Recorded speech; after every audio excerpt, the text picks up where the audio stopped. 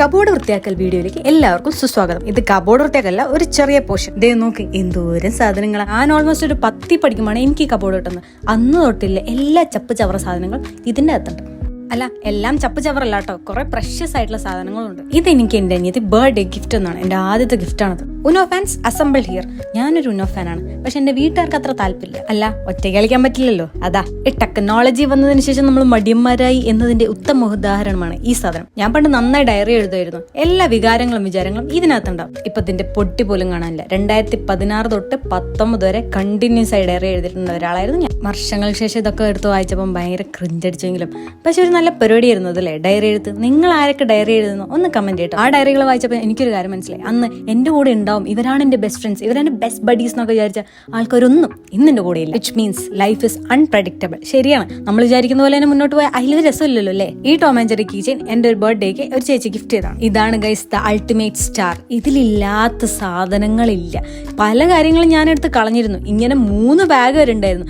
അതൊക്കെ ഞാൻ മിനിമൈസ് ചെയ്തിട്ടാണ് ഇതിപ്പോ ഒന്നിലേക്ക് ഞാൻ ചുരുക്കിയത്. ഇതൊക്കെ എന്ത്, എനിക്കൊരു വലിയ കവർ നിറച്ച് വിദ്യ കളക്ഷൻ ഉണ്ടായിരുന്നു. നമ്മളെ മാതൃഭൂമിന്റെ കൂടെ വരുന്ന സപ്ലിമെന്റ് ഇല്ലേ വിദ്യ, ദത്ത്, ഒരുപാടുണ്ടായിരുന്നു. അതിൽ നിന്നും വെട്ടി ഒട്ടിച്ചിട്ടൊക്കെ ഞാൻ ഒരുപാട് പ്രൊജക്ട് ചെയ്തിട്ടുണ്ട്. അന്നൊക്കെ ഞാൻ ഭയങ്കര സംഭവമായിരുന്നു. ഇപ്പൊ അതിനുള്ള കഴിവോ കെൽപ്പോ ഒന്നുമില്ല. ഈ ചേട്ടനായിരുന്നു ആ സമയത്തെ നീറ്റ് ടോപ്പർ. ഈ ചേട്ടനെ പോലെ ആവും, കണ്ണൂരിന്റെ അഭിമാനം ആവും എന്നൊക്കെ പറഞ്ഞ് എഴുതി ഒട്ടിച്ചതാണ്. ഒന്നും നടന്നില്ല. ഇതേ നമ്മുടെ മാനസി ചില്ലറി ലോകസുന്ദരി പട്ടം നേടുന്നത്. ഇത് ഞാൻ ആ സമയത്ത് എന്റെ അനിയത്തിക്ക് വേണ്ടിയിട്ട് എഴുതിയ ഒരു പ്രസംഗമായിരുന്നു. അതിലെഴുതിയ പല പോയിന്റ്സിനോടും ഇന്ന് ഞാൻ യോജിക്കുന്നില്ലെങ്കിലും ഇന്ന് ഞാൻ തല കുത്തി മറിഞ്ഞാൽ പോലും അങ്ങനെ ഒന്നും എഴുതാൻ എന്നെ കൊണ്ട് പറ്റൂല. പണ്ട് ഞാനൊരു ക്രാഫ്റ്റ് പ്രാന്തിയായിരുന്നു. അതുകൊണ്ട് ഈ സ്ക്രാപ്പ് ബുക്കിലും ഇതിലൊക്കെ കണ്ടമാനം എഴുത്തും വരെയും കുത്തൊക്കെ തന്നെയായിരുന്നു. ഈ കാണിക്കുന്നതിൽ ഒരേട്ടൻ എനിക്ക് ഗിഫ്റ്റ് അയച്ച ഒരു അഡ്രസ്സും കാർഡും കാര്യങ്ങളൊക്കെ ഉണ്ട്.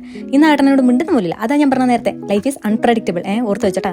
പിന്നീ ലെവൽ ഞാൻ ഇനി കാണിക്കാൻ പോകുന്ന എന്റെ ചെറിയ ഡ്രീം, ചെറുതല്ല വലിയ ഡ്രീമാണ്. ഞാൻ സ്വന്തമായിട്ട് എനിക്കൊരു സ്കൂട്ടി വാങ്ങും. അതിനിടെ കീ ചെയിനാണ്. നേരത്തെ കാണിച്ച ബാഗിലെ അതിൽ 3 ഓട്ടോഗ്രാഫ് ഉണ്ട്. ഓരോ ഓട്ടോഗ്രാഫ് ബുക്കും എനിക്ക് ഓരോ സ്റ്റോറിയാണ്. ആദ്യത്തെ ഓട്ടോഗ്രാഫ് ബുക്ക് വാങ്ങിയത് മെമ്മറബിൾ ആണ്. അത് മറക്കാൻ പറ്റില്ല. കാരണം അച്ഛനെ പറ്റിച്ച് ഒരു ഓട്ടോഗ്രാഫ് ബുക്ക് വാങ്ങാൻ നോക്കിയാണ്. അച്ഛനത് കയ്യോടെ പൊക്കി. ജീവിതത്തിൽ ആദ്യമായിട്ട് അച്ഛൻ്റെ എനിക്കൊരു മേട്ടം കിട്ടി. മേട്ടം തലക്ക് ഇങ്ങനെ കൊട്ടിട്ടില്ലേ ആ സംഭവം. ദാ ബുക്കാണ് ദി ബുക്ക്. ഇതിൽ കാര്യമായിട്ട് ആരും എഴുതിയിട്ടൊന്നുമില്ല. അന്ന് എനിക്ക് ഇഷ്ടപ്പെട്ട ഒരു പ്രിൻസിപ്പൾ ഉണ്ടായിരുന്നു.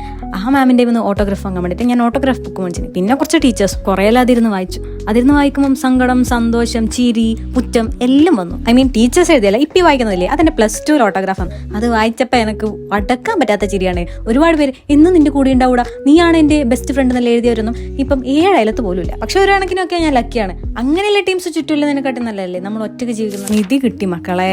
ഇതെല്ലാം ഇപ്പൊ എത്ര ആളെ കൈമുണ്ടാവും. ഇതെല്ലാം ചുരണ്ടിയിട്ട് നെറ്റ് കയറ്റിയിട്ട് പാട്ട് കേട്ട ഒരു കാലം ഉണ്ടായിരുന്നു. ഓഫ് അന്തസ്. ഇത് കാണുമ്പോൾ നിങ്ങൾക്ക് എന്നാ ഓർമ്മ വരുന്നത്? കമന്റ് ചെയ്യട്ടാ. അപ്പൊ ശരി എന്നാ, ബൈ.